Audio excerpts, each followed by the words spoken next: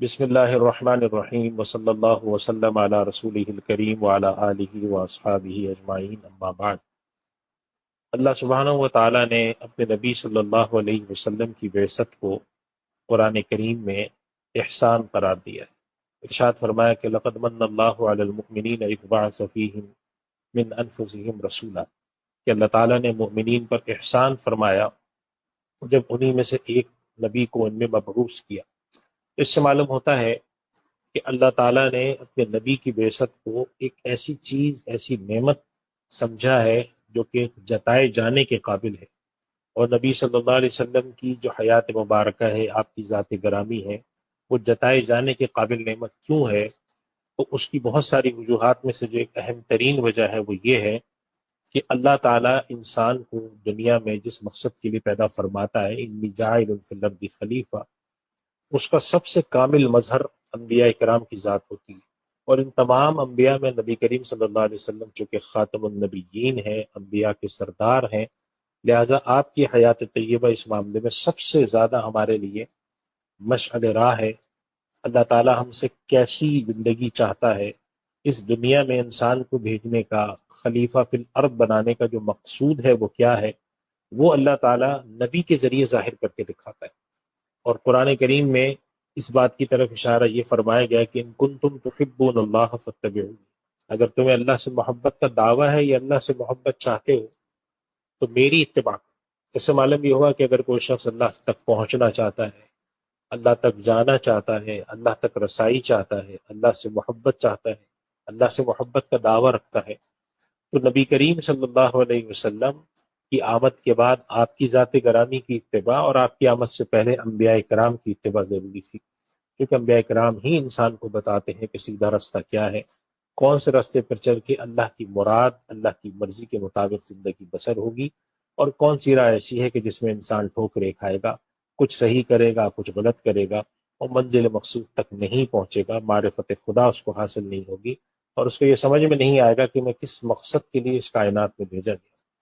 اس لیے نبی کریم صلی اللہ علیہ وسلم کی ذات گرامی ہمارے لیے ایک بڑی نعمت ہے، اور آپ صلی اللہ علیہ وسلم کی حیات طیبہ اور آپ کی جو زندگی ہے اس کے ساتھ ہمارا تعلق اسی نوعیت سے جڑنا بھی چاہیے۔ ہمارے یہاں آج کل ایک موضوع بہت زیادہ اہمیت کا حامل ہے، اور میں سمجھتا ہوں کہ ہمیں اس کو پڑھنا بھی چاہیے اور اس کو اپنے دل میں بٹھانا چاہیے اور اس کو سمجھنا چاہیے۔ اور وہ موضوع ہے کہ نبی کریم صلی اللہ علیہ وسلم کی حیات مبارکہ کو دو طرح سے پڑھا جاتا ہے۔ آپ صلی اللہ علیہ وسلم کی حیات طیبہ کو دو رخ سے دیکھا جاتا ہے۔ ایک تو آپ صلی اللہ علیہ وسلم چونکہ اس کائنات کی سب سے برگزیدہ ہستی ہیں، تو آپ دنیا میں آئے، آپ کی پیدائش کیسے ہوئی، آپ کو نبوت کیسے ملی، آپ صلی اللہ علیہ وسلم کی نبوت سے پہلے کی زندگی کیا تھی، نبوت کے بعد کی زندگی کیا تھی، 13 سالہ مکی زندگی کیسی تھی، 10 سالہ مدنی زندگی کیسی تھی، آپ کی نجی زندگی کیسی تھی۔ تو اس کے حوالے سے کچھ تاریخی طور پر ہم اللہ کے نبی صلی اللہ علیہ وسلم کی سیرت کو پڑھتے ہیں۔ اس طرح سے موضوع پہ کتابیں بھی لکھی گئی ہیں، اور وہ بہت عمدہ کتابیں ہیں، اور سیرت کے پڑھنے کا ایک بہت ہی اہم نقطہ اور ایک بہت ہی، جسے ہم کہتے ہیں کہ انسان کی زندگی میں تبدیلیاں لانے والا جو نقطہ نگاہ ہے وہ یہ ہے کہ آپ صلی اللہ علیہ وسلم کی حیات طیبہ کے بارے میں واقفیت حاصل کی جائے۔ جو مشکلات آپ نے اٹھائیں، جو پریشانیاں آپ نے اٹھائیں، جو تکالیف آپ کو دی گئیں، اور آپ کے ساتھ جو صحابہ کرام تھے انہوں نے زندگی کیسے بسر کی، یہ پورے واقعات کا ایک تسلسل ہو، تاریخی طور پہ کیا ہوا، کس طرح سے ہوا، آپ صلی اللہ علیہ وسلم نے کیا بات ارشاد فرمائی، حدیث کیسے منظم ہوئی، قرآن کریم کیسے نازل ہوا، وہی آپ پر کیسے آتی تھی۔ ایک اور طریقہ سیرت کو پڑھنے کا، نبی کریم صلی اللہ علیہ وسلم کی حیات کو پڑھنے کا، جس کی طرف رجحان ان دنوں میں زیادہ ہوا ہے، اور وہ رجحان اس لیے زیادہ ہوا ہے کہ ہم نے اپنی عملی زندگی سے نبی کریم صلی اللہ علیہ وسلم کی حیات طیبہ سے متاثر ہو کر اور اس سے تاثر لے کر جو ہمیں اپنی عملی زندگی میں تبدیلیاں لانی چاہیے وہ اب نظر نہیں آتی۔ اللہ کے نبی صلی اللہ علیہ وسلم کی سیرت ہم پڑھتے ہیں، آپ پر درود بھیجتے ہیں، آپ کی سیرت کی محافل منعقد کرتے ہیں، جو کہ بہت اچھی بات ہے، بڑی سعادت کی اور اللہ تعالیٰ کی طرف سے منتخب ہونے کی نشانی ہے کہ انسان جو ہے وہ نبی کریم صلی اللہ علیہ وسلم کی سیرت کے ساتھ اشتغال رکھے۔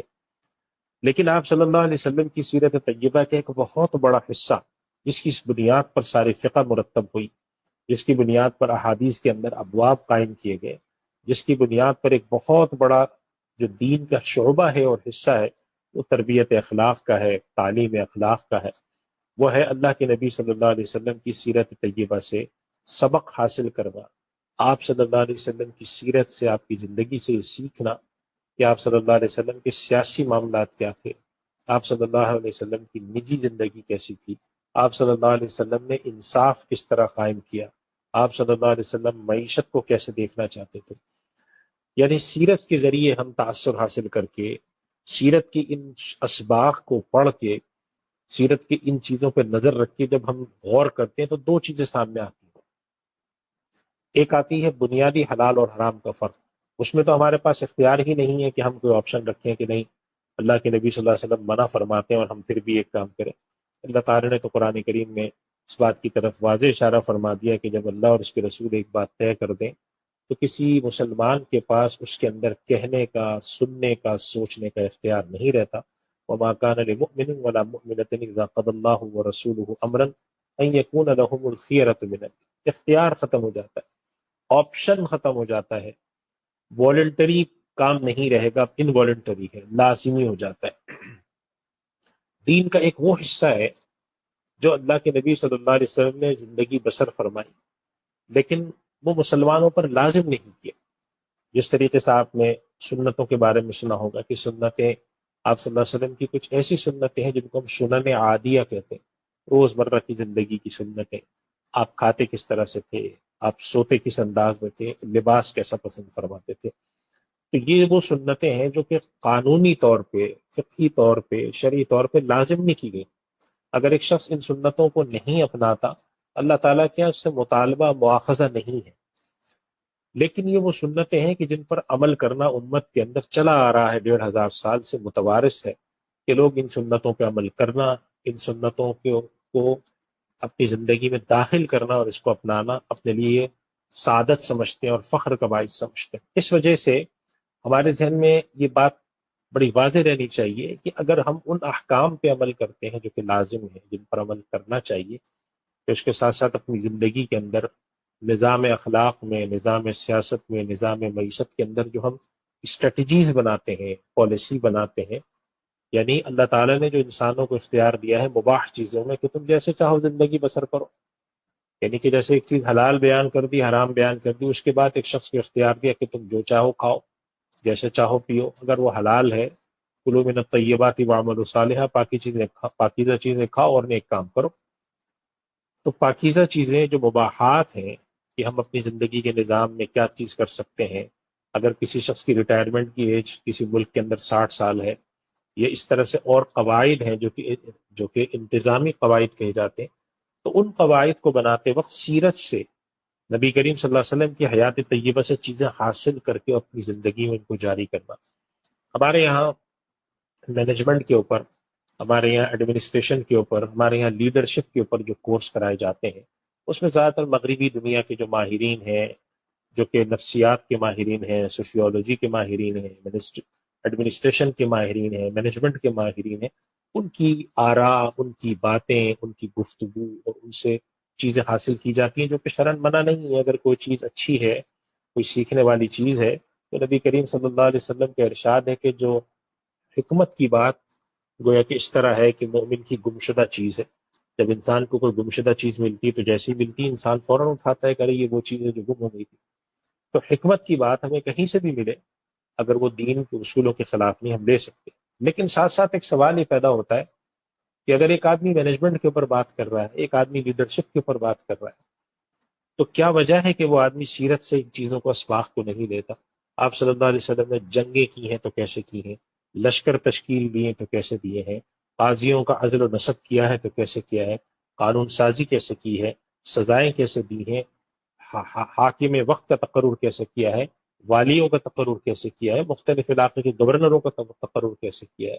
اور آپ انسانی معاشرے کو کس طرح سے چلتا پھرتا دیکھنا چاہتے تھے۔ پھر آپ صلی اللہ علیہ وسلم کی تربیت یافتہ جو ایک پوری جماعت ہے، جو جماعت صحابہ کرام ہے، خلفائے راشدین ہیں، انہوں نے اپنے یہاں نظام کو کیسا چلایا، اس کے اوپر اگر آپ دیکھیں تو اس پر ہمیں مواد نہیں ملتا۔ سیرت میں آپ جا کر کسی سے ہی پوچھنا چاہیں کہ نبی کریم صلی اللہ علیہ وسلم کی حیات مبارکہ میں، خلفائے راشدین کے دور میں اور مسلمانوں میں صحابہ کرام رضوان اللہ علیہ مجمعین جب تک حیات تھے، سن 110 ہجری تک، تو مسلمانوں میں نظام حکومت جو چلتا تھا اس میں کیا ہوتا تھا، نظام انصاف کیسے چلتا تھا، قانون کیسے چلتا تھا، انسانی معاشرت کیسے تھی، اس کے اوپر بہت زیادہ بڑے پیمانے پر کام ہو، اور اس میں سے اسباق نکال کے ہم اپنے یہاں لیڈرشپ کے کورس میں پڑھائیں، اپنے مینجمنٹ کے کورس میں پڑھائیں، ایڈمنسٹریشن کے کورس میں پڑھائیں، اسٹریٹجک مینجمنٹ میں پڑھائیں۔ ہمارے پاس وار کالجز ہیں جس کے اندر ہم جنگی حربے سکھاتے ہیں، وہاں پر پڑھائی جاتی ہیں کچھ چیزیں، لیکن اس کا ایک منظم طریقہ کار ہو جس سے ہمیں یہ معلوم ہو کہ ہماری جو عام زندگی کی روٹین کی چیزیں ہیں وہ بھی ہدایت کے منبع اللہ کے نبی صلی اللہ علیہ وسلم کی ذات گرامی اور آپ کی سیرت سے نکلی ہوئی ہیں اور آپ کی سیرت سے سیکھی گئی ہیں۔ یہ ایک سیرت کا بہت بڑا حصہ ہے جس کی طرف سے ہمارے یہاں خاصا ایسا رجحان پایا جاتا ہے کہ اس طرف لوگوں کی توجہ کم ہے، ہمیں اس طرف متوجہ ہونے کی ضرورت ہے۔ اور میں نوجوان نسل اور خاص طور پہ وہ حضرات جو کہ مختلف قسم کی لیڈرشپ سے وابستہ ہیں، ان کے یونیورسٹی میں پروگرام پڑھائے جاتے ہیں، ایڈمنسٹریشن پڑھائی جاتی ہے، سیاست پڑھائی جاتی ہے، اور اس کے علاوہ بہت سارے ہمارے یہاں لیڈرشپ کے اس طرح کے ادارے قائم ہو رہے ہیں، وہ اپنے یہاں ان چیزوں کو دیکھیں کہ اللہ کے نبی صلی اللہ علیہ وسلم کیا ان چیزیں کیسے ہوتی تھی، اخلاقیات پر بہت ساری چیزیں لکھی گئی ہیں، تو وہ کیسے نظم چلتا تھا، ایک اسلامی معاشرے کے اندر اخلاقیات کا معاملہ کیسے چلے گا۔ یہ ایک بہت بڑا سبق ہے جس کو ہم سیکھ کر اپنی زندگی کے اندر تطبیق کر سکتے ہیں۔ ہمارے یہاں کچھ لوگ ہیں جو کہ مینجمنٹ کے اوپر کتابیں لکھی ہوئی مل جاتی ہیں، اس کے سبق پڑھاتے ہیں کہ جی مینجمنٹ کیسے ہونی چاہیے، مینجمنٹ کے 10 اسباق، مینجمنٹ کے 12 نقطے، فلاں کام کرنے کے 10 گر، نظام انصاف چلانے کے طریقے، ایک آلٹرنیٹ سسٹم ہو جس کے اندر نظام انصاف ملتا ہو، متوازی عدالت نظام ہو، یا ایک اس کے مقابلے میں ایک عدالتی نظام اس طرح کا ہو کہ جس کے اندر انصاف ملتا ہو، یا نبی کریم صلی اللہ علیہ وسلم کیا وراثت کی تقسیم کے پر کیا معاملہ ملتا ہے۔ ان چیزوں کو پڑھنا، ان چیزوں کو غور کر کے اس میں سے نکات نکال کر اپنے یہاں ایڈمنسٹریشن میں اور اس میں داخل کرنا، اس پہ غور کرنا، یہ آج کا دور کا ایک بہت بڑا کام ہے۔ ہمارے کچھ ساتھی ہیں دنیا بھر میں، ایسے ہمارے ماشاءاللہ بڑے اچھے مسلمان ساتھی ہیں جنہوں نے ایڈمنسٹریشن پہ، مینجمنٹ پہ، لیڈرشپ پہ اور اس قسم کی جو چیزیں ہیں ہمارے یہاں پڑھائی جاتی ہیں اس پر کام شروع کیا ہے، اور اس کے اندر وہ نکال کے سکھا رہے ہوتے ہیں، بتا رہے ہوتے ہیں کہ لیڈرشپ کے اندر مثال کے طور پہ ہم 10 چیزوں کو بتاتے ہیں۔ کانفلکٹ ریزولوشن، اختلاف رائے کے باوجود ایک متنوع معاشرہ کیسے زندہ رہ سکتا ہے، کون کون سے نکات ہیں کہ جس کی بنیاد پر ایک مختلف کثیر الثقافت معاشرہ زندہ رہ سکتا ہے، مختلف زبانیں بولنے والا، مختلف پس منظر رکھنے والا معاشرہ کیسے زندہ رہ سکتا ہے، اگر مختلف مذہب کے لوگ ایک ملک میں زندہ ہیں، رہتے ہیں، ان کے آپس میں رہنے کی حدود اور قیود کیا ہو۔ تو فقہائے کرام نے تو اس کے اندر زیادہ تر وہ مسائل بیان کیے ہیں جن کا تعلق حلال اور حرام سے، کیونکہ ایک فقیہ کا بنیادی کام کسی بھی چیز کی قانونی حد بتانا ہوتا ہے۔ اگر آپ کسی مفتی صاحب سے جا کے پوچھتے ہیں کہ میں 2 رکعت نفل پڑھتا ہوں، سورہ فاتحہ پڑھتا ہوں، انا اعطیناک الکوثر پڑھتا ہوں، دوسری رکعت میں خوب سورہ اخلاص پڑھتا ہوں، میری نماز ہو جاتی ہے؟ ان کا جواب ہوگا کہ ہو جاتی ہے۔ لیکن اگر آپ ایک مربی کے پاس جاتے ہیں، ایک تربیت دینے والے شخص کے پاس جاتے ہیں اور ان سے کہتے ہیں کہ میں نفلیں اس طرح پڑھتا ہوں، تو وہ آپ سے کہیں گے کہ بالکل نفلیں ہو جاتی ہیں، لیکن وہ پوچھیں گے کہ سوال میرا یہ ہے کہ اپنے اللہ کے ساتھ جب آپ تعلق جوڑتے ہیں، کھڑے ہوتے ہیں، تو چھوٹی صورتیں کیوں پڑھتے ہیں، بڑی کیوں نہیں پڑھ لیتے، زیادہ کیوں نہیں پڑھ لیتے؟ یعنی کہ وہ اس بات کو حلال اور حرام کے دائرے سے نکل کر ذرا آگے کی طرف جا کے سوچتے ہیں، جس کو قرآن کریم میں احسان سے تعبیر کیا گیا، ان اللہ یأمر بالعدل والاحسان، قانون کے تقاضے پورے کرتے رہنا عدل ہے،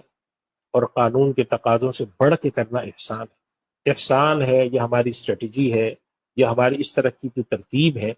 ہمارے یہاں فقہائے کرام زیادہ تر حلال اور حرام پہ گفتگو کریں گے، ان کا دائرہ عمل ہی یہی ہے۔ ان سے آپ جا کے پوچھیں گے، وہ بتائیں گے یہ حرام ہے، یہ غلط ہے، یہ صحیح ہے۔ لیکن اگر آپ جا کے ان سے پوچھیں کہ آپ ہمیں یہ بھی تجویز کریں کہ ہمیں اپنے یہاں چیزوں کو بہتر کیسے کیا جا سکتا ہے، تو وہ ایک مجموعی تجویز دیں گے۔ لیکن جو ہمارے یہاں مربی حضرات ہیں، مشائخ ہیں، سیرت کے اوپر کام کرنے والے حضرات ہیں، اب انہوں نے فقہ السیرہ کے عنوان سے کام شروع کیا پاکستان میں، اس عنوان سے یونیورسٹیز کو ضرورت ہے۔ میں اپنے نوجوانوں سے کہوں گا جو یونیورسٹیز کے اندر کام کر رہے ہوتے ہیں، مینجمنٹ کے اوپر اسائنمنٹ لکھ رہے ہوتے ہیں، مینجمنٹ کے اوپر پریزنٹیشن بنا رہے ہوتے ہیں، BBA کے لڑکے ہوتے ہیں، ہمارے پاس پولیٹیکل سائنس کے لڑکے ہوتے ہیں، ہمارے پاس جو ماسٹر آف پبلک ایڈمنسٹریشن ہے MPA کے لڑکے ہیں، اس طرح کے سوشل سائنس کے بہت سارے ایسے سیگمنٹ ہیں جہاں پہ طلبہ کو سیرت کے ساتھ جوڑ کر اپنی اسٹریٹجی کے بارے میں پڑھانے کی ضرورت ہے۔ اس سے کیا ہوگا کہ اگر ایک نسل تیار ہوگی جو غور کرتی ہوگی کہ اللہ اور اس کے رسول کے مطابق زندگی ایسے بسر ہوتی ہے، اگر ایک آدمی کو آپ نے ساری فلسفی ویسٹرن پڑھانی ہے، نبی کریم صلی اللہ علیہ وسلم سے کے لائے ہوئے دین کے بارے میں صرف اتنا پڑھانا ہے کہ جی یہ ایک حلال ہوتا ہے ایک حرام ہوتا ہے، تو پھر اس آدمی نے بڑے ہونے کے بعد، اس آدمی کی عملی زندگی میں آنے کے بعد اپنی سوچ کا دائرہ ظاہر ادھر نہیں لانا۔ تو کہے گا یہ تو چلو میرا مذہب ہے، میں نماز پڑھ لوں، زکوٰۃ دے دوں، حج کر لوں، بس ٹھیک ہے، لیکن میں اپنی عملی زندگی میں کاروبار کو کیسے بناؤں، میری ہیومن ریسورس پالیسیز کیسی بنے، میں ملازمین کے ساتھ کیسے پیش آؤں، میرے یہاں چھٹیاں کس طرح سے دی جائیں، میرے یہاں فلاں کام کیسا ہو، خوشی کیسے منائی جائے، سیمینار کیسے منعقد ہو، ان چیزوں کی طرف اس کی توجہ دیکھنے کے لیے جائے گی تو ہمیشہ یہ کہ جو مغربی دنیا میں کیا ہوا ہے، ظاہر ہے وہاں پر بہت کام ہوا ہے، اور ایسا نہیں ہے کہ وہ بیکار کام ہے، بہت مفید کام ہے، لیکن اگر ہم ان کاموں کو اس بنیاد پر استوار کریں اور دین کی فہم اس کے اندر شامل کریں تو یہ ایک بہت کارآمد اور بہت مفید چیز ہے۔ میں نوجوانوں سے خصوصی طور پہ، اساتذہ سے اور نوجوانوں سے درخواست کروں گا، ہمارے یہاں پاکستان میں الحمدللہ سیرت کی طرف لوگوں کا رجحان ہے، اب شروع ہوا ہے، اور سیرت کی محافل منعقد ہوتی ہیں، اس کے اندر خاص طور پہ ان چیزوں کی طرف توجہ دی جاتی ہے۔ عام طور پہ ہمارے یہاں سیرت کے حوالے سے اخلاقیات پڑھا دی جاتی ہیں کہ نبی کریم صلی اللہ علیہ وسلم کی حیات طیبہ میں جو واقعات پیش آئے بتائے جاتے ہیں، لیکن اس کے ساتھ ساتھ یہ چیز بھی ضروری ہے کہ ہم اپنی اسٹریٹجیز کے حوالے سے سیرت کا آہستہ آہستہ ہم داخل کرنا شروع کریں، اور آنے والے وقتوں میں سیرت سے ہم اسباق حاصل کریں، اس موضوع پر کتابیں لکھی جائیں، اس موضوع پر اسائنمنٹ ہوں، اس موضوع پر سوال جواب ہوں، اس موضوع پر ہمارے پاس تھیسس اور پی ایچ ڈیز کیے جائیں، ایم فل کے ماسٹرز کے تھیسس لکھے جائیں، جس کے ذریعے معلوم ہو کہ ہمارا دین کس طرح کی چیز چاہتا تھا، خلفائے راشدین کے زمانے میں کیا ہوا، اور اسی طریقے سے مسلمانوں کی جو تہذیب ہے، اللہ کے نبی صلی اللہ علیہ وسلم کی حیات طیبہ کے بعد 400-500 سال تک مسلمان دو تین جگہوں پہ رہے ہیں اور بڑے پیمانے پر بڑی حکومتیں کی ہیں، تو علم کے ساتھ ان کا کیا رویہ تھا، عدل اور انصاف کے ساتھ ان کا کیا رویہ، یہ ساری باتوں کے اوپر اگر ہم سیرت سے اسباق حاصل کرنا شروع کریں تو یہ بہت اچھی چیز ہوگی۔ اس کی ایک لہر پیدا کرنے کی ضرورت ہے، اس حوالے سے بیداری پیدا کرنے کی ضرورت ہے، عالم اسلام کی سطح پر بھی ہو۔ حکومت پاکستان نے ایک سیرت کے حوالے سے ایک ادارہ بھی قائم کیا ہوا ہے، خاتم النبیین اتھارٹی قائم کی ہوئی ہے، اس میں بھی الحمدللہ اچھا کام ہو رہا ہے کسی نہ کسی درجے میں۔ ہمارے پاس بہت ساری یونیورسٹیز میں سیرت چیئر بنی ہوئی ہیں، تو وہاں سے نبی کریم صلی اللہ علیہ وسلم کی حیات طیبہ سے کے حوالے سے صرف یہ چیزیں سیکھنا کہ آپ صلی اللہ علیہ وسلم نے زندگی آپ نے کیسے بسر فرمائی اور آپ نے جماعت کیا تیار کی، یہ بہت بڑا کام ہے، لیکن اب اس شعبے کی طرف توجہ دینے کی ضرورت ہے۔ ہمارے پاس جو ایڈمنسٹریشن کی چیزیں ہیں، مینجمنٹ کی چیزیں ہیں، لیڈرشپ کی چیزیں ہیں، پولیٹیکل سائنس کے اندر ہیں، وار اسٹریٹجیز ہیں، بزنس اسٹریٹجیز ہیں، ایچ آر اسٹریٹجیز ہیں، ان کے اندر دین کی بنیادی چیزوں کو آہستہ آہستہ داخل کیا جائے اور سکھایا جائے کہ اللہ کے نبی کے زمانے میں یہ ہوتا تھا، اللہ کے نبی صلی اللہ علیہ وسلم دنیا سے تشریف لے جا رہے ہیں، آخری جملہ آپ ارشاد کیا فرماتے ہیں؟ الصلاۃ وما ملکت ایمانکم، دیکھو نماز کا خیال رکھنا، دیکھو جو تمہارے زیر دست غلام ہیں، جو تمہارے زیر دست لوگ ہیں، ملازمین ہیں، خادمین ہیں، ان کا بڑا خیال رکھنا۔ اب یہ کیا اسٹریٹجی ہے؟ یہ اسٹریٹجی یہ ہے کہ آپ کی جتنی بھی چیزیں ملازمین کے زیر دست لوگوں کے حوالے سے بنے، اس کے اندر ان لوگوں کی خیال رکھنے کو سینٹر پوائنٹ بنایا جائے، بمقابلہ اس کے کہ جو مالک ہے اس کے خیال رکھنے کو سینٹر پوائنٹ بنایا جائے۔ یہ وہ ساری چیزیں ہیں جس کی طرف ہمیں توجہ کی ضرورت ہے، اور اللہ کا شکر ہے کہ اس طرف کچھ کام شروع ہوا ہے۔ مغربی دنیا کے اندر جو مسلمان ہیں وہ اس طرف سوچ رہے ہیں، کئی ایک آدھ لوگوں کو میں نے دیکھا کہ انہوں نے اگر کسی بڑی یونیورسٹی سے کوئی چیز پڑھی ہے تو ان کے دل میں خیال آیا کہ اگر میں سیرت کی روشنی میں یہ اسٹریٹجی بناؤں تو کیسی بنے گی، قرآن کریم کی آیات کی روشنی میں یہ چیز کیسی بنے گی۔ اسی طریقے سے ہمارے یہاں عرب دنیا میں بھی اس پر کافی کام شروع ہوا ہے۔ میں سمجھتا ہوں کہ پاکستان میں ہمارا جو سب کانٹیننٹ ہے، پاکستان، ہندوستان، بنگلہ دیش، ہمارا افغانستان، یہ خطے کے اندر جو ہمارے مسلمان آباد ہیں، وہ بھی اگر یہ چیز ڈالیں تو ایک نسل آنے والی جو ہوگی، آنے والے 15 سال 20 سال کی نسل، وہ اس سے واقف ہوگی، جسے کہتے ہیں کہ شعور رکھتی ہوگی۔ ایک ایسی نسل بھی ہمارے یہاں موجود ہے جو ان چیزوں کے بارے میں شعور نہیں رکھتی، جو سوچتی الگ انداز میں ہے۔ ان کے بارے میں یہ نہیں کہتا کہ وہ لوگ بالکل غلط ہیں، یہ بالکل سر، جسے ہم کہتے ہیں کہ سر تاپا وہ لوگ اپنی خطا میں ہیں، یہ میں نہیں کہتا، لیکن میں کہتا ہوں کہ ایک ایسا پروپرائٹرشپ جو ہوتی ہے، یعنی کہ احساس اس بات کا ہو کہ ہمارا دین ہمیں کیا سکھاتا ہے، یہ ہماری اپنی چیز کیا ہے، اس احساس کے ساتھ اگر ہم اپنی نالج کو، اپنے دین کی تعلیمات کو اپنے عام دنیا کی چیزوں میں ڈال کر بڑا کریں گے تو بڑی ایک زبردست نسل تیار ہوگی جو دین کے رخ پہ سوچے گی، دین کے رخ پہ فیصلے کرے گی، اللہ کے نبی صلی اللہ علیہ وسلم کی حیات طیبہ کو اپنی زندگی میں داخل کرے گی، اور نبی کریم صلی اللہ علیہ وسلم کی طرح سے جس طرح آپ نے زندگی بسر فرمائی وہ زندگی بسر کرنے کی کوشش کرے گی۔ تو آپ صلی اللہ علیہ وسلم سے جس طریقے سے دین کے معاملے میں ہدایت ہے، دنیا کے معاملے میں بھی ہدایت ہے۔ آپ صلی اللہ علیہ وسلم کی پیروی کرنے میں، آپ کی اطاعت کرنے میں، آپ کی اتباع کرنے میں، آپ کی سنت عادیہ پہ چلنے میں، آپ کی سنت موقدہ پہ چلنے میں، آپ کے احکام پہ چلنے میں فلاح ہے، کامیابی ہے۔ اور اگر ہم اس چیز کو سامنے رکھتے ہوئے اپنی عملی زندگی کے اندر ہر شعبے میں تطبیق کرنے کو، اپلیکیشن کرنے کو اپنا ایک ٹارگٹ بنا لیں، اپنے سامنے اس کو ایک مشعل راہ بنا لیں، تو میں سمجھتا ہوں کہ یہ ہمارے لیے اس سال جو ہم منا رہے ہیں نبی کریم صلی اللہ علیہ وسلم کے حیات طیبہ کے حوالے سے، اس سال آپ صلی اللہ علیہ وسلم کی بعثت کے 1500 سال مکمل ہونے کے حوالے سے بھی ہمارے یہاں کافی جذبہ پایا جاتا ہے، الحمدللہ بہت ہے۔ نبی کریم صلی اللہ علیہ وسلم سے اظہار محبت اس وقت ایمان کا تقاضا ہے، جس وقت لوگ نبی کریم صلی اللہ علیہ وسلم کی مخالفت میں کھڑے ہوں، آپ صلی اللہ علیہ وسلم کی حمایت میں کھڑا ہونا آپ سے اظہار محبت کی دین کا بڑا تقاضا ہے۔ اور اس کے ساتھ ساتھ آپ صلی اللہ علیہ وسلم نے جو کچھ ہمیں سکھایا، جو کچھ آپ صلی اللہ علیہ وسلم نے ہمیں تعلیم دی،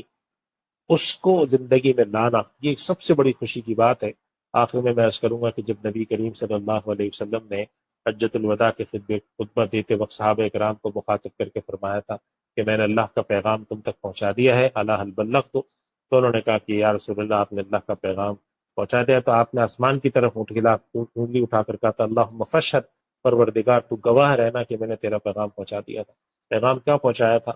کہ اللہ کے حکم پر چلو، اللہ کے نبی صلی اللہ علیہ وسلم کے مطابق زندگی بسر کرو، حلال حرام کی فکر کرو، توحید اور رسالت تمہارے یہاں موجود ہو، قرآن کے مطابق زندگی بسر کرو۔ ایسی جماعت ہم پیدا کریں نوجوانوں میں جو کہ سیرت کو اپنی زندگی میں داخل کرے، سیرت کے مطابق اپنے تمام اسٹریٹجیز کو بنائے، تو یہ سیرت طیبہ، نبی کریم صلی اللہ علیہ وسلم کی حیات طیبہ کا وہ حصہ ہوگا جس کو ہم اپنی